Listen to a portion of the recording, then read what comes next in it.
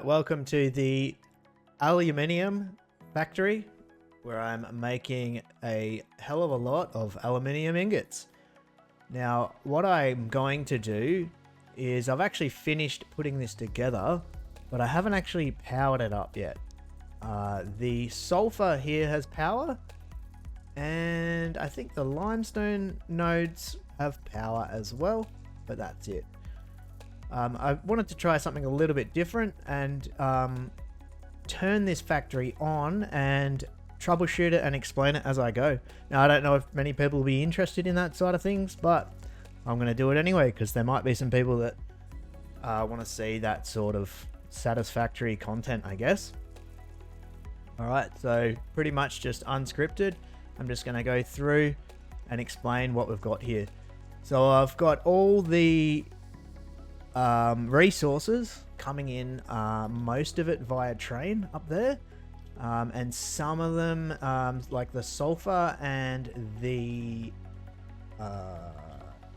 ports, I actually ended up doing a big old belt, right? Because I used up 3 train stations for bauxite here, inputting bauxite here and here in these 2 train stations, and then this last train station here was coal and a little bit of oil coming in, and then I've actually added these 2 train stations here to export the aluminium ingots.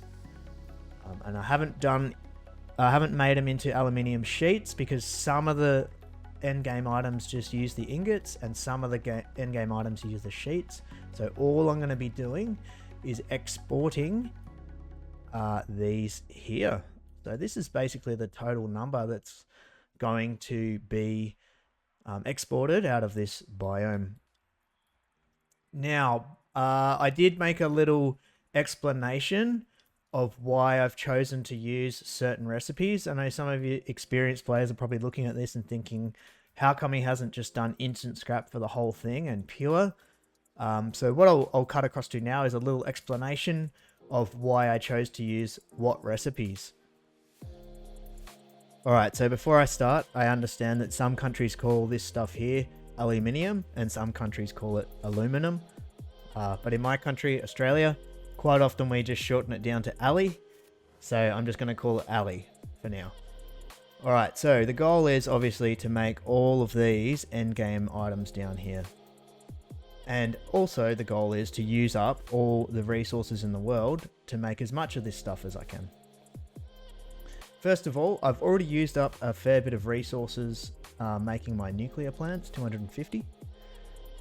Cool. So, I want to make thermal propulsion rockets and nuclear pasta, which take Ali. I also want to make these mag generators and assembly directors that don't directly take Ali, but they do take batteries. Now, batteries need Ali. I also want to make drones which take batteries. Cool.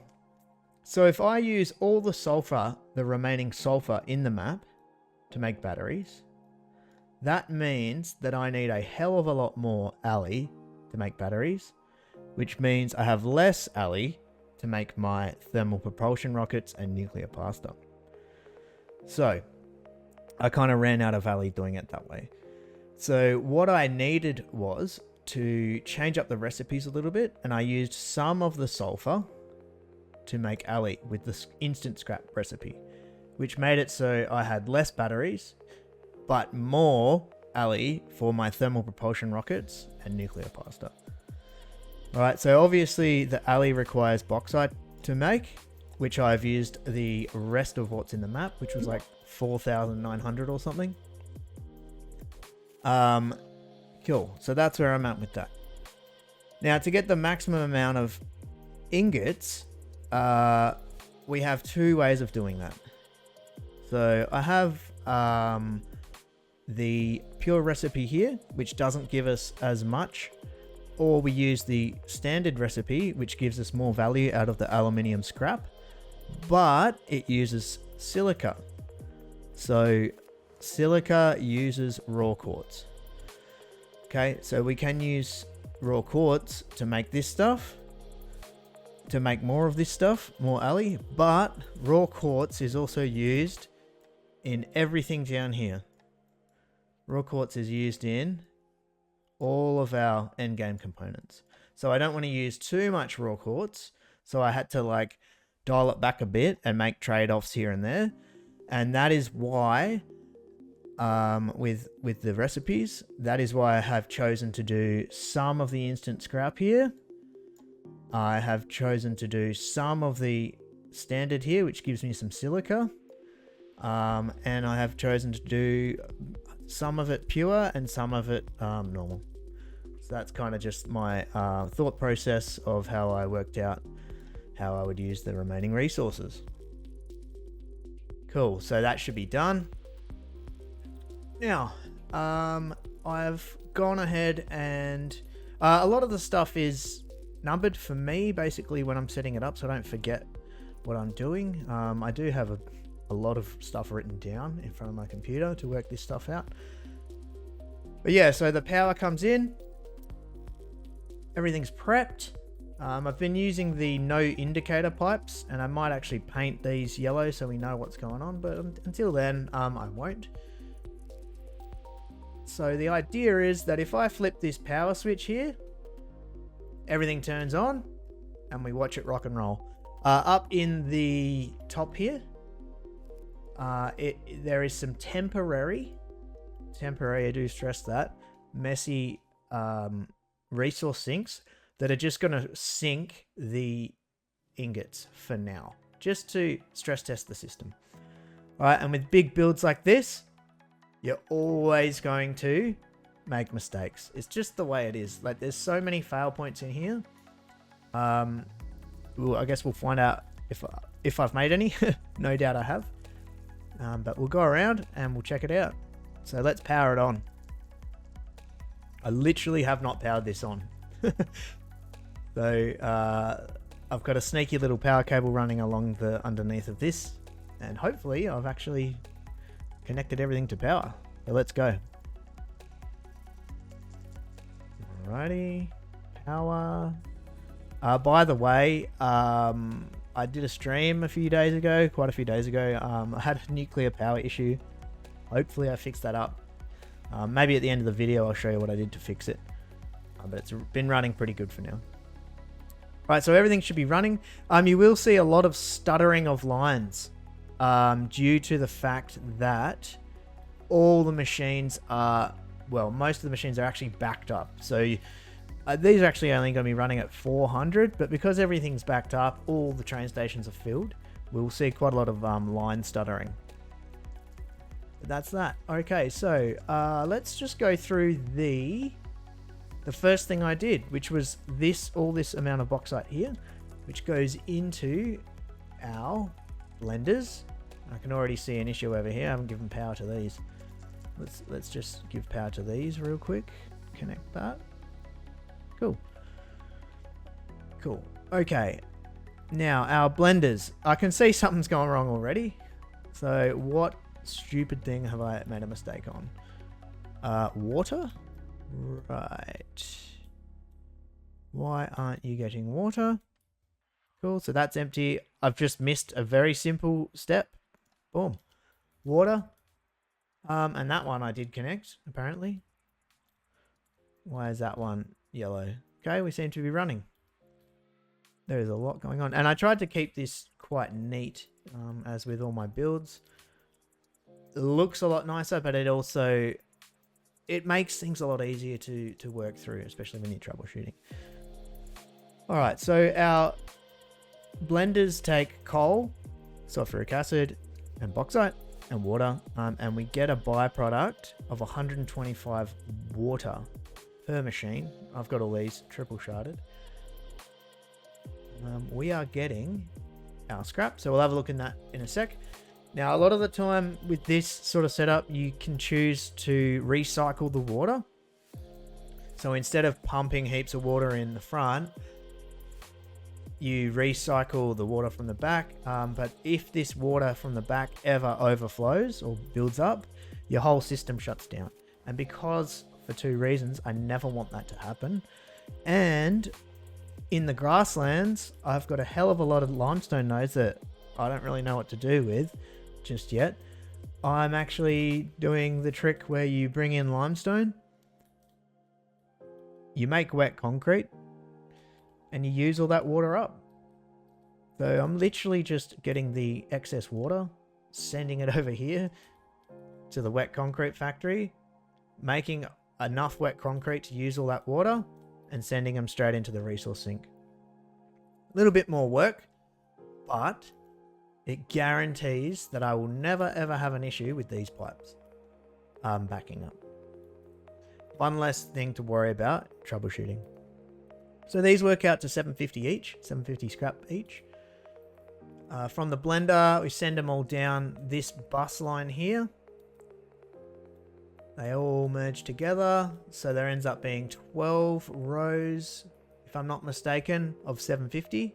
A lot of alley ingots coming in now. That's good to see. Now with the blender stuff, I've gone blender, instant scrap, straight into our constructors, Hewitt ingots. Now this ends up making 9,000 ingots per minute. This will take a while to, with big systems, they take a while to fully get up online and fully start running, but we'll give it a go. We'll give it a bit of time to do that. So yeah, that's that one. Getting a lot of alley coming across. These are going to be 750 lines eventually. Right now they're obviously just chugging along, and they're going up to the train. And I haven't actually worked out exactly which biome these are going to, these particular ones, but I will eventually. Okay, so let's go check out the rest of what's going on, because obviously I've made another mistake somewhere, and these are not getting power. So that's one way of making the alley ingots. The other way is with the standard recipe. So alumina solution and silica we get, and then we need petroleum. Why are we not getting petroleum coke? Okay, a few mistakes here.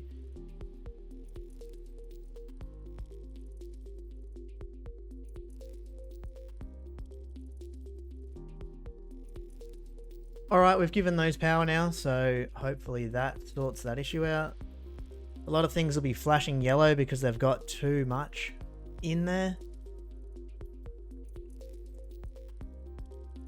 Alright, these are pumping out scrap now, which is fantastic. These go 500 per minute, so each machine is just going to push out 500 on each belt. And already we can see more ingots coming out. So down this way, actually with this one I have used the recycled water method, and the reason I'm using the recycled water method on this is because I literally messed up with my numbers. I brought a hell of a lot of limestone over to do the wet concrete to get rid of the water. So I grabbed a whole bunch of nodes out there in the grasslands, and there's a pure node there and a pure node there, and I just messed up the numbers. So I wasn't going to go out and get more limestone. I actually am doing the recycled water method here. So then there is the danger of the water backing up in these machines, which it looks like it is already. See what I'm saying? That is the danger. Now, the thing that I have done with this is I've dialed it back. So these here are actually feeding here less than what they require. So hopefully, that being the case, it's actually, so let's just say this needs, let's just pick a number. Let's say it needs 500 water. With the recycled water coming back and what's getting fed to it, if it needs 500, I'm giving it 495, let's say, for example.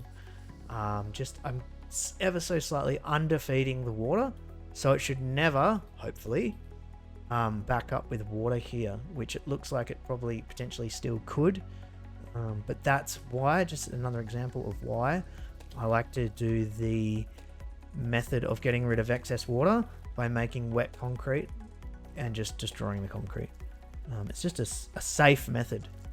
Once you've done it, you know it's never gonna give you any dramas. As you see with these ones, they're never gonna back up with water. I don't have to set and forget. Don't ever have to worry about water, and I can also overfeed the water on this side.